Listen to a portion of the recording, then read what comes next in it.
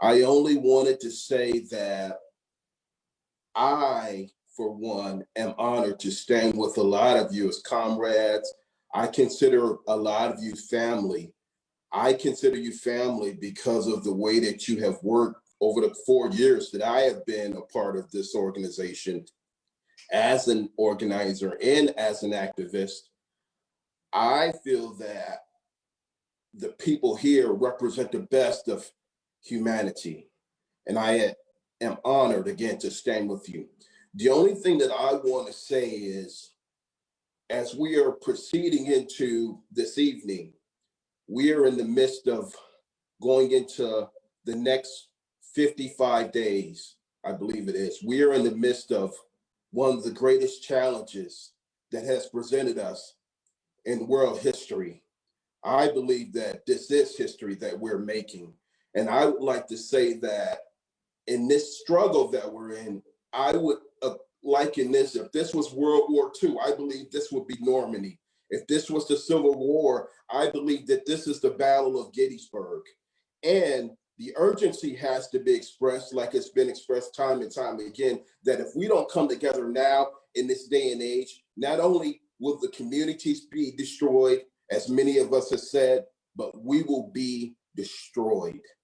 And that's the way that we have to look at this. If we do not stop this regime,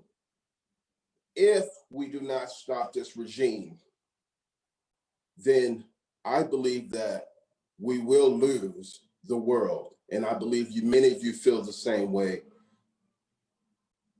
I, for one, am looking forward to the day that we can celebrate when this tyrant, this regime is sent away, hopefully in handcuffs. But I look for that day. Obviously, the battle goes on to fight tyranny around the world.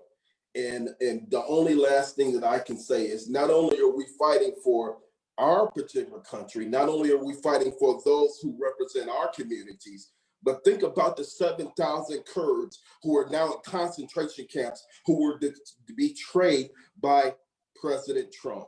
Think about the 360,000 people sprawling in immigration jails, over 200 across the country. We're fighting for those folks. We don't know how many lives have been lost as equity in those particular situations, but these are the lives that we have to avenge. And if we don't rise to the moment, then I believe that not only do we lead those people astray and let them down, and we'll do the best we can, but we have to think about the lives that have been lost.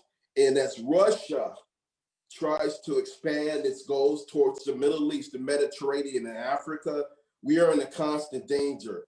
We are in more of a danger than ever before, not just from Trump, but he is a puppet to what we see in Vladimir Putin and other dictators around the world. So I am, again, honored, and we have to rise to the moment and strengthen power and might. And I stand with you September 5th and beyond, and let's rise to this moment.